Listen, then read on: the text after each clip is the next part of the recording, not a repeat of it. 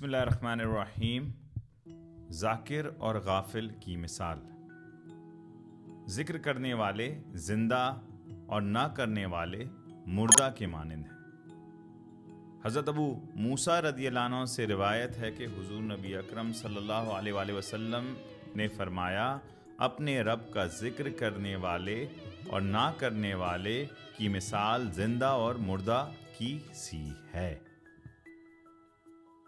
اس حدیث کو امام بخاری نے اپنی صحیح میں، منظرین ترغیب و ترہیب میں، عسقلانی نے فتح الباری میں لایا ہے۔ اگلی حدیث بھی حضرت ابو موسیٰ اشعری رضی اللہ عنہ سے روایت ہے کہ حضور نبی اکرم صلی اللہ علیہ وآلہ وسلم نے فرمایا، اس گھر کی مثال جس میں اللہ کا ذکر کیا جائے اور جس میں اللہ کا ذکر نہ کیا جائے زندہ اور مردہ کی سی ہے۔ اس حدیث کو امام مسلم نے اپنی صحیح میں، ابن حبان نے صحیح میں، ابو یعلا نے المسند میں، رویانی نے المسند میں، ابو نعیم نے المسند المستخرج علی صحیح المسلم میں، دالمی نے فردوس بمعثور الخطاب میں، بہقی نے شعب الایمان، منظرین ترغیب و ترہیب، نووی نے شرح صحیح مسلم میں، مبارک پوری نے تحفۃ الحوزی میں، اجلونی نے کشف الخفا میں اسے لایا ہے۔ اور حضور سیدی شیخ الاسلام الدکتور پروفیسر ڈاکٹر محمد طاہر القادری مدد اللہ علیہ نے اسے الکنز الثمین فی فضیلت ذکر و ذاکرین میں لایا۔ اب آئیے حدیث سے حاصل ہونے والے نکات کی طرف چلتے ہیں۔ نہایت جامع کلمات رسول پاک صلی اللہ علیہ وسلم نے بیان فرمایا، صرف ایک جملے کے اندر پورا نقشہ جو ہے وہ کھینچ دیا۔ تاجدار کائنات صلی اللہ علیہ وآلہ وسلم نے پہلی چیز فرمایا کہ اپنے رب کا ذکر کرنے والا، یاد رکھیں اللہ نہیں کہا گیا ہے بلکہ رب کے الفاظ یوز ہوئے ہیں۔ اب جیسے قرآن مجید میں آیا ہے، اعوذ باللہ من الشیطان الرجیم، الحمدللہ رب العالمین، سب تعریفیں اللہ ہی کے لیے ہیں جو تمام جہانوں کی پرورش فرمانے والا ہے۔ تو رب پالنے والے اور پرورش فرمانے والے کو کہتے ہیں۔ سورہ بقرہ آیت نمبر 5 میں فرمایا، اولئک علی ھدی من ربہم وَأُولَئِكَ هُمُ الْمُفْلِحُونَ، وہی اپنے رب کی طرف سے ہدایت پاتے ہیں۔ پروٹیکشن بھی آ گیا، ہدایت بھی آئے گا، گائیڈنس پرووائڈ کرنے والا بھی آ گیا۔ پھر سورہ بقرہ میں ہی آیت نمبر 147 میں فرمایا، الحق من ربک فلا تکونن من الممترین، اے سننے والے حق تیرے رب کی طرف سے ہے، سو تو ہرگز شک کرنے والوں میں سے نہ ہو۔ تو سچائی، ٹروتھ فلنس،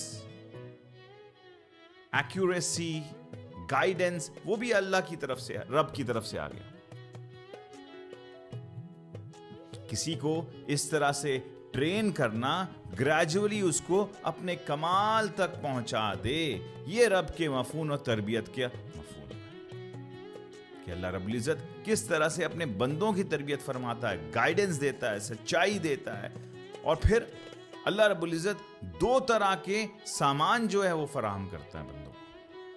نمبر 1، ایک جسمانی تربیت کا سامان، روٹی، کپڑا، مکان، اور دوسرا جو ہے وہ روحانی تربیت کا سامان۔ اللہ رب العزت نے روحانی تربیت کے لیے 2 چشمے عطا کیے ہیں۔ نمبر 1 ایک قرآن، اور نمبر 2 ایک صاحب قرآن، تاجدار کائنات صلی اللہ علیہ وآلہ وسلم کی سنت مبارکہ۔ ان کے ساتھ لنک ہو جانے سے روحانی تربیت فراہم ہو جاتی ہے۔ اب سوال یہ ہے کہ کوئی جسمانی تربیت لے لے اور روحانی نہ لے تو وہ کیسا ہے، یا کوئی صرف روحانی میں رہے جسمانی نہ رہے تو وہ کیسا ہے؟ یہ دونوں کنڈیشنز ناقص ہے، انکمپلیٹ ہے۔ جسمانی لے لیا، اندر سے کھوکھلا ہے، مردہ ہے، کیا فائدہ؟ روحانی اتنا لے لیا کہ بدن کو اس نے پرووائڈ ہی نہیں کیا، بدن لاغر ہو گئی، بدن کا حق پورا نہیں کیا، تو کیا فائدہ؟ دونوں کو بیلنس کر لینا. اور یہ دین جو ہے یہ تو اعتدال کا ہی نام ہے, تو اسی سے پھر جو ہے وہ کامیابی. الغرض اللہ رب العزت نے جہاں بندگی کا ذکر کیا ہے وہاں اپنی ربوبیت کا ذکر کیا. اللہ تعالیٰ ہر چیز جو انسان کو چاہیے in need in this world he is providing. تو بندہ جس سے لیتا ہے, جس کا کھاتا ہے, اس کے گن بھی گاتا ہے, نیچرل بات ہے. تو بندوں کا کم سے کم تو بندوں کو اتنا خیال تو رکھنا چاہیے کہ جو رب ہر وقت ہماری دیکھ بھال کر رہا ہے. اللہ لا الہ الا هو الحی القیوم لا تاخذوہ سنۃ ولا نوم. نہ اسے نیند آتی ہے نہ اسے اونگ آتا ہے, ہمیشہ ہماری دیکھ بھال کر رہا ہے جب ہم سو بھی رہیں, اور ہمیں خوراک عطا کرتا ہے, بنا مانگے عطا کرتا ہے. تو کیا اتنا تو حق نہیں بنتا کہ ہمیں بھی اس کا ذکر کرنا چاہیے, اس کے گن گانا چاہیے, اس کی عبادت اور فرما برداری کرنا چاہیے.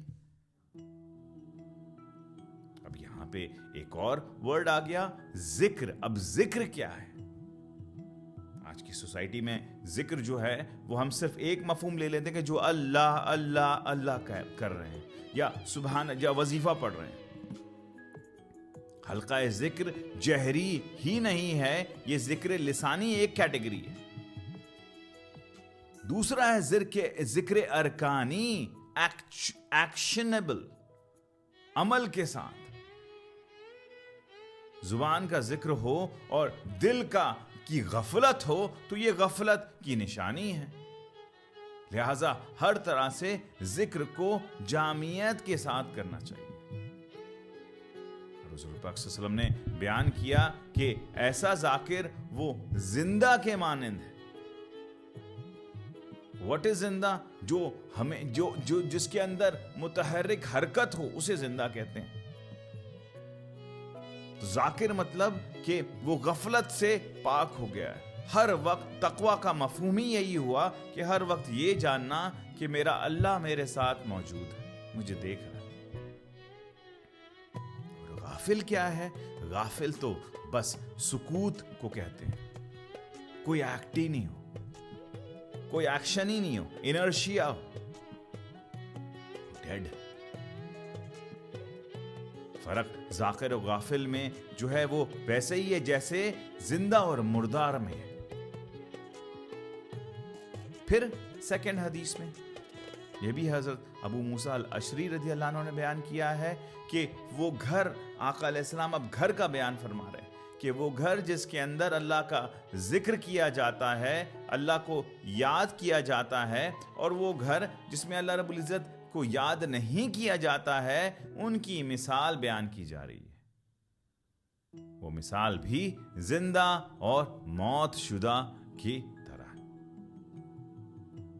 قرآن مجید میں ویسے گھر کی بیان ہوئی ہے. سورہ نور آیت نمبر 36 سے 38 فرمایا اعوذ باللہ من الشیطان الرجیم, اللہ کا یہ نور ایسے گھروں, مساجد اور مراکز میں میسر آتا ہے جن کی قدر و منزلت کے بلند کیے جانے اور جن میں اللہ کے نام کا ذکر کیے جانے کا حکم اللہ نے دیا ہے.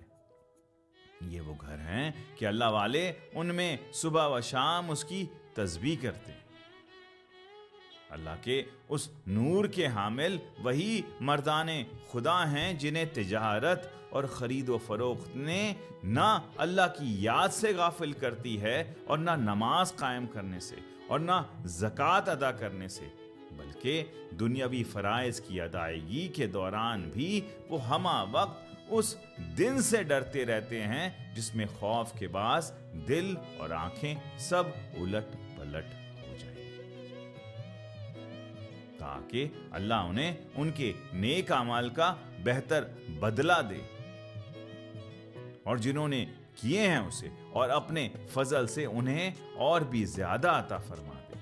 اور اللہ جسے چاہتا ہے بغیر حساب کے رزق و عطا سے نوازتا ہے. اسی لیے جامعیت والی دعا ہے جو کرنی چاہیے, اسے یاد کر لیں. اللہم انی علی ذکرک व शुक्रिक व हुस्नी इबादतिक। ये एक बहुत खूबसूरत और अहम दुआ है जो नबी अकरम सल्लल्लाहु अलैहि वसल्लम ने अपनी उम्मत को सिखाया है। इस दुआ में हम अल्लाह से 3 चीजें की मदद मांगते हैं। नंबर 1, जिक्र इलाही, अल्लाह की याद रखना। इसका मतलब जैसे ऊपर बयान हुआ है कि हम हर वक्त हर हाल में अल्लाह को याद रखें, चाहे हम खुशी में हों या गम में, काम कर रहे हों या आराम, हमारे दिल और जुबान अल्लाह के जिक्र से तर रहे। अल्लाह का जिक्र हमेशा उसी चीज को अलर्ट रहे कि अल्लाह हमें देख रहा है। वह शुक्र इलाही, अल्लाह का शुक्र अदा करना। शुक्र का मतलब है अल्लाह की दी हुई नेमतों पर उनके एहसान मानना और उनका शुक्र अदा करना। हम सब अल्लाह की लातादाद नेमतों में घिरे हैं, जैसे सेहत, खाना, पानी, घर, माँ, बाप। जब हम शुक्र करते हैं तो अल्लाह हमारी नेमतों में और इजाफा कर देता है। तीसरी चीज, हुस्न इबादत, बेहतरीन तरीके से इबादत करना। इसका मतलब है कि हम सिर्फ इबादत ना करें बल्कि उसे खूबसूरत तरीके से अंजाम दें। नमाज, रोजा, ज़कात, हज, सदका, खैरात, लोगों की मदद, दीन की तहरीक में मदद। हुस्न इबादत का मतलब है कि हम इबादत को पूरी खुशू, दिल की हाजिरी, खुजू, उजुब से मतलब के झुकना, ह्यूमिलिटी और इत्मीनान, सुकून के साथ अदा करना, जैसा हम अल्लाह को देख रहे हैं। अल्लाह रब्बुल इज्जत की बारगाह में दुआ है कि अल्लाह ताला हमें ऐसा दिल अता करे जो हमेशा जाकिर रहे और उसकी हुजूरी में रहे और हमें जिंदा रखे और जिंदा उठाए। आमीन बजाहे।